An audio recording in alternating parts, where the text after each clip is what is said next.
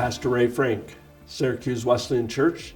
Today is Monday, August the 21st. Thanks for joining us online today, checking out, see how things are going. I've been using this time the last few weeks to give a little update for those who are interested in the journey that Lorna and I are walking through with cancer. And just to report that we've had one more week of radiation, just completed Friday. That completes 3 weeks, and we only have 2 more to go. So we're praising the Lord that we're over halfway. And really the hardest thing for us, I think, in this process is just being away from home during the week and feeling like we're away from our friends in the church. But thank you for praying for us and with us. And we want to give praise to the Lord for what He's doing. I've been reading Psalm 91 the last few days.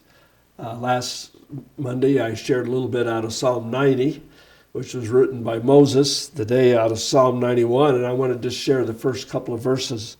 Whoever dwells in the shelter of the Most High will rest in the shadow of the Almighty. I will say of the Lord, He is my refuge and my fortress, my God in whom I trust. Those are great words. I'm sure I've read them maybe thousands, at least hundreds of times in my lifetime.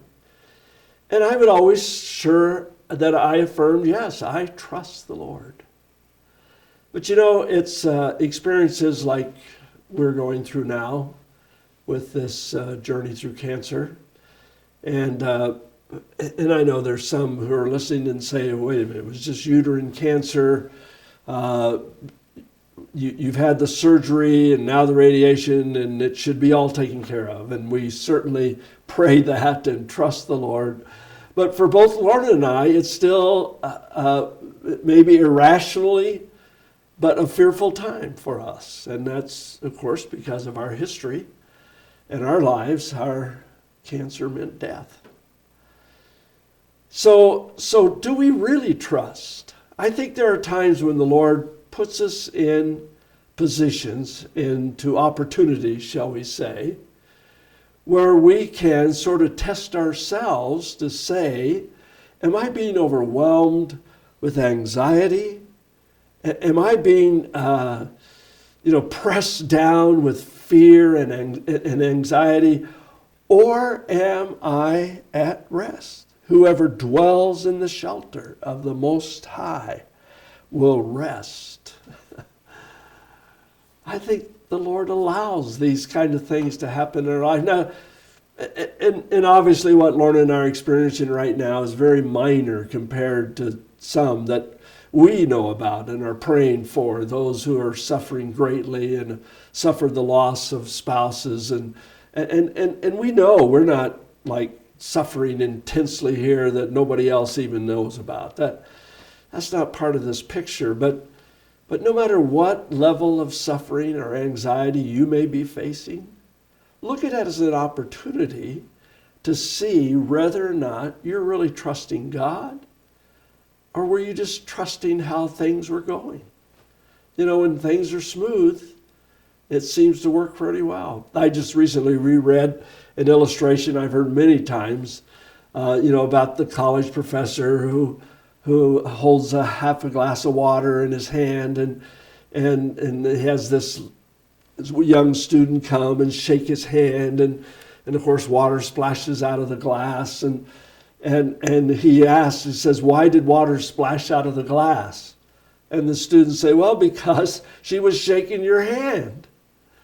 And the obvious answer is no, that's because that was what was in the glass.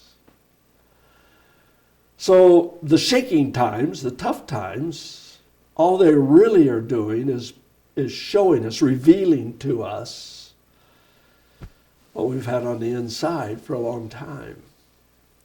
And my suspicion is that it takes a long time to put in things like trust and rest, making God my fortress, my refuge, is is not a once in a moment, one time decision.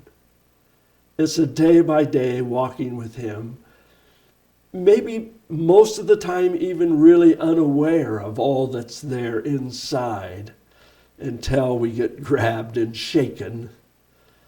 And hopefully we're surprised at how God's goodness and grace and trust come out in the times of trouble.